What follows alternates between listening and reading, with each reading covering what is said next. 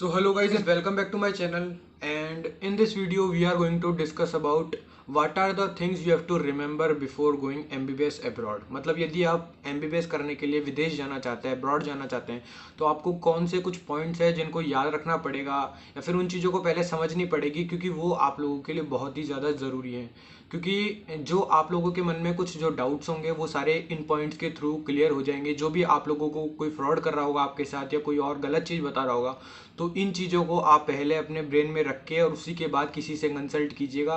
क्योंकि बहुत सारे ऐसे लोग हैं जो आपको बेवकूफ़ बना सकते हैं, बाहर के बारे में आपको कुछ भी कह के बाहर भेज सकते हैं।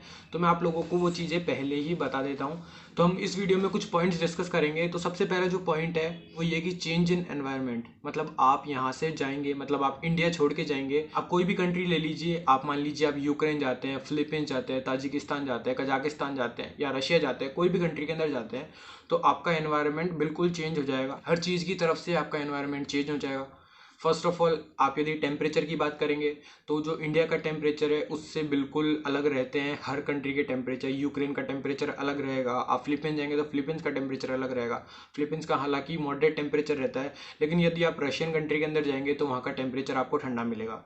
देन आपको दूसरे तरीके के लोग मिलेंगे, आपको अलग लैंग्वेज मिलेगी। तो जो पहला पॉइंट ये है कि आपका जो एनवायरनमेंट है वो बिल्कुल चेंज हो जाएगा। तो हो सकता है कि आप लोगों को सेटल होने में थोड़ा समय लगे। कुछ ऐसे बच्चे होते हैं जो किसी भी जगह जाने के बाद वो फटाफट से उस एनवायरनमेंट को एक्वायर कर लेते हैं, लेकिन some of the students who are not able to acquire the environment, उनको टाइम लगता है, दे टेक सम टाइम। ये पहला पॉइंट हुआ। जो सेकंड पॉइंट की हम बात करते हैं वो है लैंग्वेज प्रॉब्लम। ये बहुत सारे बच्चे इस चीज़ के बारे में बोलते हैं कि भैया हमको लैंग्वेज कैसे सीखेंगे, वहाँ पे जाके लैंग्वेज सीखना ज़रूरी है या नहीं है।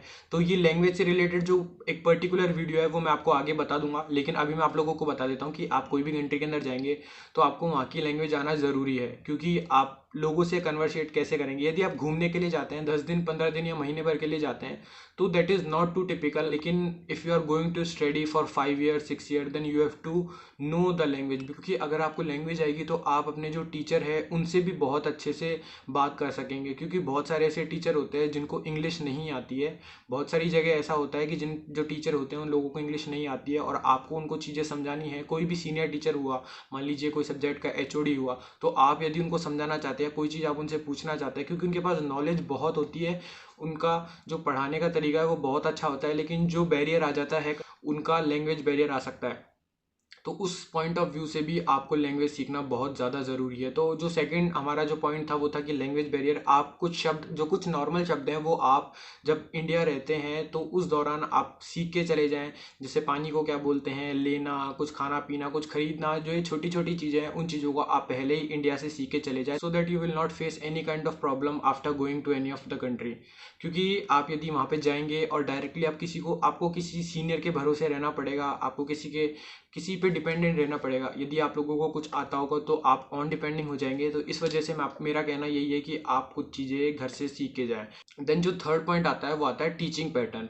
कि वहाँ पे टीचिंग पैटर्न कैसा होता है, वहाँ पे पढ़ाने का तरीका क्या होता है। तो मैं आप लोगों को बता देता हूँ। वहाँ पे पढ़ाने का तरीका वेरी सिंपल है। वहाँ पे आप लोगों को कोई भी टॉपिक हुआ, वो टॉपिक की लिस्ट दे दी जाएगी पहले।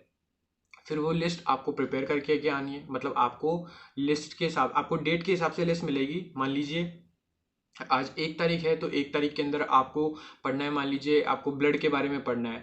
2 तारीख के अंदर आपको जीआईटी पढ़ना है। देन आपको अगले दिन है जो दूसरा टॉपिक पढ़ना है। तो इस तरीके से आप लोगों को टॉपिक दे दिए जाएंगे। फिर उसके बाद आपको वो टॉपिक को प्रिपेयर करके आना है घर से। And then you have to come back to college. जब भी आप कॉलेज आएंगे, टॉपिक है उससे रिलेटेड आपको टीचर समझाएगा और आपसे क्वेश्चन पूछेगा। हर क्लास के अंदर आपका एक 5 नंबर का टेस्ट होगा, ओरल टेस्ट होगा, जिसके अंदर आपको अपीयर होना बहुत ज़्यादा ज़रूरी है। बिकॉज जो डेली के आपके मार्क्स चढ़ेंगे, that is very important for your final exam. So you have to prepare for your every class. तो टीचिंग पैटर्न थोड़ा डिफरेंट हो जाएगा। तो वो हमारे इंडिया का जो कल्चर है उसके हिसाब से थोड़ा डिफरेंट है, लेकिन that is very helpful for our studies. Then जो हम अगले पॉइंट की बात करते हैं वो बात करते हैं लेस क्लिनिकल एक्सपोजर। बहुत सारे ऐसे लोग हैं जो आप लोगों को बोलेंगे कि वहाँ पे बहुत ज़्यादा क्लिनिकल एक्सपोजर होता है, वहाँ पे ये चीज़ें दिखाई जाती हैं, वहाँ पे इतने कैडेवर दिखाए जाते हैं। ऐसा कुछ भी नहीं है। अगर आपको बहुत मतलब बहुत ज़्यादा बढ़ा चढ़ा के यदि कोई बोल रहा है तो वो मान लीजिए आप बेवकूफ़ बना रहा है आपको। बिकॉज आप यदि कोई भी कंट्री में जाएंगे, मैक्सिमम मेरे दोस्त हैं जो 3-4 कंट्रियों में पढ़ रहे हैं, मैं खुद मिला के। एक मेरा दोस्त है जो चाइना में स्टडी कर रहा है, एक यूक्रेन में कर रहा है, एक फिलीपींस में कर रहा है, और मैं खुद ताजिकिस्तान के अंदर स्टडी कर रहा हूँ। जो मेरे सीनियर हैं वो भी रशिया में स्टडी करके आ चुके हैं। देन मैं आप लोगों को यही कहना चाहूँगा कि आप लोगों का जो क्लिनिकल एक्सपोजर है वो होगा, आप लोगों को दिखाई जाएंगी। फर्स्ट ईयर के अंदर आपको एनॉट में भी दिखाई जाएगी, आपको जो भी प्रैक्टिकल है वो सारी चीज़ें कराई जाएंगी। लेकिन इतना क्लिनिकल एक्सपोजर आप लोगों को नहीं मिलेगा जितना आप यहाँ से एक्सपेक्ट करके जा रहे हैं। मतलब आप लोगों ने जो सोच रखा है, मैक्सिमम जो स्टूडेंट्स हैं वो बहुत ज़्यादा सोच के जाते हैं। तो आप अपनी जो एक्सपेक्टेशन है वो थोड़ी कम ही रखिए। ये चीज़ मैं आपको पहले ही क्लियर कर देता हूँ। आपको यदि कोई भी बोल रहा है इस बात को, तो आप अपने जहन से बात को निकाल दीजिए कि आपको वहाँ पे हर हफ्ते में या फिर हर महीने में आपको है जो कैडेवर दिखाया जा रहा है, और आपको एक्सपेरिमेंट या प्रैक्टिकल जो भी चीज़ें हैं वो आपको कराई जा रही हैं। देन ये बहुत इंपॉर्टेंट पॉइंट था, ये बहुत सारे लोगों के मन में डाउट होता है। देन जो फिफ्थ पॉइंट है वो आता है कि you have to manage in your hostel. आप लोगों को फर्स्ट ईयर के अंदर, that is compulsory I think for every university, wherever country you go, that you have to stay first year in hostel. तो आपका जो fifth point है कि आप लोगों को हॉस्टल में मैनेज करना पड़ेगा। अब आप लोग सोच रहे होंगे कि why I have to manage in hostel, क्या वहाँ पे हम आराम से नहीं रह सकते? नो नो, ऐसा मेरा कुछ भी कहने का मकसद नहीं है। मैं ये कहना चाहता हूँ कि आप यदि स्टडी के पॉइंट ऑफ व्यू से देखते हैं कि आपको हॉस्टल के अंदर रहना है या नहीं रहना, दैट डिपेंड्स ऑन यू। क्योंकि जैसे मेरा है कि मैं 4 बंदे या 5 बंदे मेरे साथ होते हैं, या फिर मेरे साथ 2 भी बंदे होते हैं, तो मैं उनके साथ स्टडी नहीं कर पाता। मुझे अकेले में स्टडी करना पसंद है, अकेले कमरे में बैठ के स्टडी करना, या फिर कहीं पे भी अकेले सिंगल रह के स्टडी करना पसंद है। सो आपके साथ क्या कंडीशन है वो आप पे डिपेंड करता है। क्योंकि आप कोई भी हॉस्टल के अंदर जाएंगे तो आपको वहाँ पे 4 बंदों के साथ रूम शेयर करना पड़ेगा। With 4 people you have to share your room. तो मतलब आपके साथ एक रूम के अंदर 4 बंदे रहेंगे पूरी साल। तो वो थोड़ा मैनेजमेंट है, बिकॉज आपकी उनसे अच्छी बननी चाहिए, आपका कोऑर्डिनेशन सबों का मिलना चाहिए, स्टडी रूटीन मिलना चाहिए, तब जाके आप है जो आराम से स्टडी कर सकते हैं। तो इस वजह से मेरा कहने का है कि मतलब आपको थोड़ा मैनेज करना पड़ेगा हॉस्टल के अंदर। देन सेकंड ईयर से आपको ये ऑप्शन होते हैं कि from second year you can buy anything anywhere you can live, but in first year it is compulsory to live in hostel.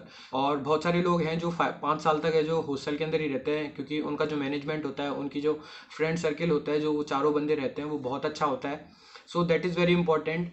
Then जो लास्ट पॉइंट है वो self study, that is very important point. ये point मतलब आप जब भी MBBS abroad ही नहीं, आप यदि कहीं पे भी स्टडी कर रहे हैं, मेनली मैं आपको MBBS अब्रॉड के लिए बोलूँगा कि आप इस बात को मतलब गांठ बांध लीजिए कि you have to do self study. Because अगर आप सेल्फ स्टडी नहीं करेंगे then forget about next, forget about FMG। Because जो सेल्फ स्टडी है that is only very important thing about MBBS abroad student. क्योंकि ये आप वहाँ पे टीचरों के साथ रहेंगे, आपको टीचरों ने जो समझा दिया, जो भी चीज़ें पढ़ा दी, then you have to come back to home, you have to revise it, then you have to study from any of your coaching notes if you are taking. मतलब आप कोई भी कोचिंग ले रहे हैं, डैम्स या फिर और कोई कोचिंग ले रहे हैं, प्रेपरेटर, मैरो, जो भी आप स्टडी कर रहे हैं, तो आपको उसमें से स्टडी करना पड़ेगा। और आपको maximum to maximum you have to do self study, because वही लास्ट के अंदर आपका रिजल्ट लेकर आएगी। सो मेरा बस यही कहना है इस वीडियो के अंदर, जो मैंने आपको पॉइंट्स बताए, प्रोबेबली आपके लिए फ़ायदेमंद रही होगी वीडियो। जो फर्स्ट पॉइंट हमारा था वो ये कि चेंज इन एनवायरनमेंट, आपका एनवायरनमेंट बिल्कुल चेंज हो जाएगा। सो you will take some time for settlement, but after some time you will get settled. Then second point, that is language barrier. सब लोगों के साथ ये प्रॉब्लम होती है, लेकिन after 1 or 2 month you will get normal। और मैंने जैसा आपको बताया कि from starting only if you start studying some of the words any of the country you are going, so that will be very easy for you. Then जो third point है that is teaching pattern. There is different teaching pattern from our country, so that is also good pattern, but you have to follow that, whatever they say you have to follow that. Then that 4 point, that is less clinical exposure, that is very important point। आप लोगों को ध्यान रखना है कि आप अपनी expectation कुछ ज़्यादा मत रखिए। यदि आप लोगों के जो भी आप यूनिवर्सिटी के अंदर जाते हैं, अगर आपके साथ आपको बहुत ज़्यादा क्लिनिकल एक्सपोजर देते हैं, तो it is very good for you, आपके लिए बेनिफिशियल है। क्योंकि हम जो भी कंट्री के अंदर जाते हैं, उस कंट्री के अंदर जो डिजीज़ वगैरह होती हैं वो सब डिफरेंट होती है हमारी कंट्री से। तो ये भी प्रॉब्लम है। पॉपुलेशन भी है जो वहाँ की लेस है। मान लीजिए आप यदि ताजिकिस्तान जाते हैं तो ताजिकिस्तान की पॉपुलेशन इज़ वेरी लेस। सो ये भी थोड़ा फ़र्क पड़ता है, नंबर ऑफ स्टूडेंट भी कम होते हैं। देन जो फिफ्थ पॉइंट हमने डिस्कस किया कि you have to manage in hostel. And the last point which we studied which we talked about, that is self study, and that is very important and the key point to success if you wanna success in NEET, MCI, FMG. Thank you guys. If you like my video, then share it among your MBBS abroad student who are willing to go. So thank you guys. मिलते हैं कोई नई video में कोई नए topic के साथ. तब तक के लिए बाय बाय. खुदा हाफिज. दासिफ दानिया.